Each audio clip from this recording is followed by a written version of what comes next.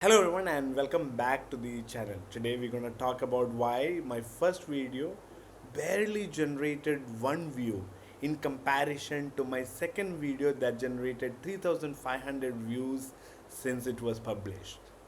So I am pulling curtain on this fascinating case studies. Welcome back to the channel. Very excited to share this with you. I have learned from other YouTube creators which I try to implement in my video, and here is a first hand of how these strategies work, and I'm very excited to share this. By the end of this video you will learn what are the game changing strategies, what are the tips and hacks, and single biggest mistake that I made, right?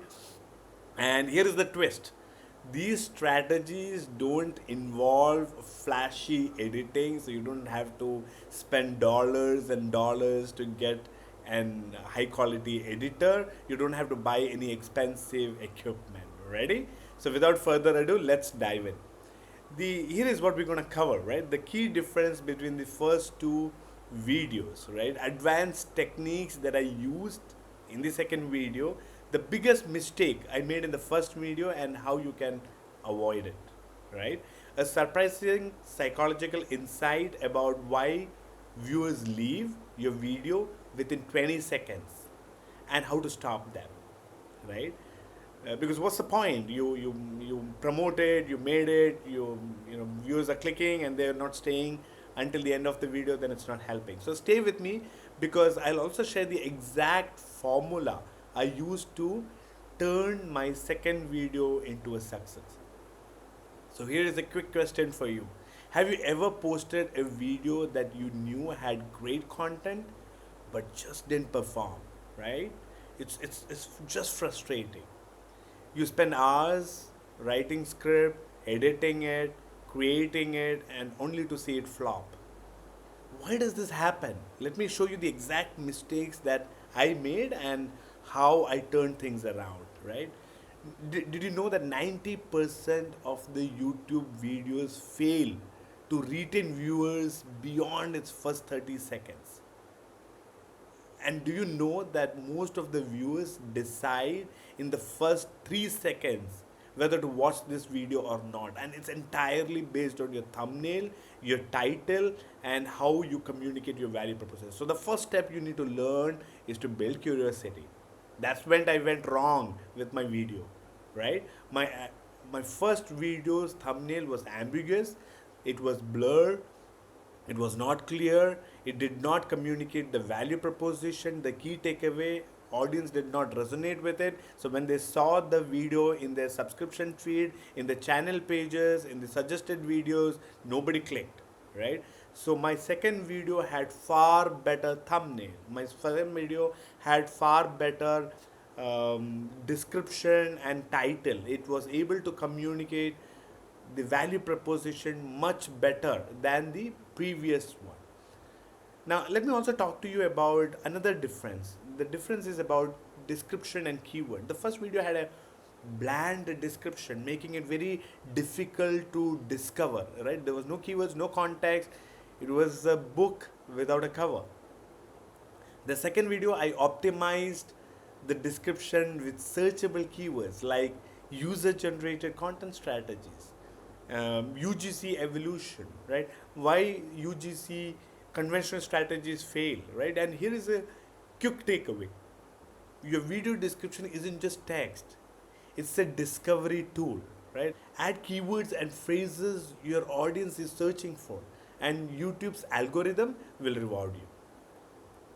Now think about your own videos. Are you giving YouTube enough context to recommend them, or are you leaving it to guesswork, right? And let me talk about another difference, right? In the second video, I added chapters, breaking it into bite-sized sections like why UGC fails and 3 advanced UGC strategies. Why does this matter? Because chapters create curiosity. Viewers can skim to the parts that matter the most for them, right? Which actually increases watch time. And if your channel is like mine, then you need to make sure that you have chapters, because this channel doesn't get casual viewers like gaming or entertainment or lifestyle. This channel is watched by marketers and marketing professionals who have a problem to solve, right? They're serious viewers. They come, they look for how to solve the problem. They watch it and then they leave, right? They are not casual viewers. So use timestamps in your description to create chapters. Make sure it starts with 0.0. It's simple, but it's incredibly effective. In most new videos, the chapters are automatically added, so you don't have to worry about it. But if it's not there in yours, please make sure that you add it, right?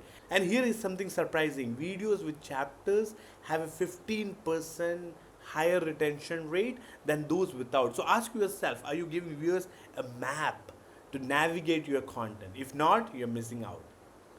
Another very important difference is the hook and retention strategy. I kind of spoke about this at the top of this video, but make sure that you have a very interesting thumbnail, very clear title, very clear description.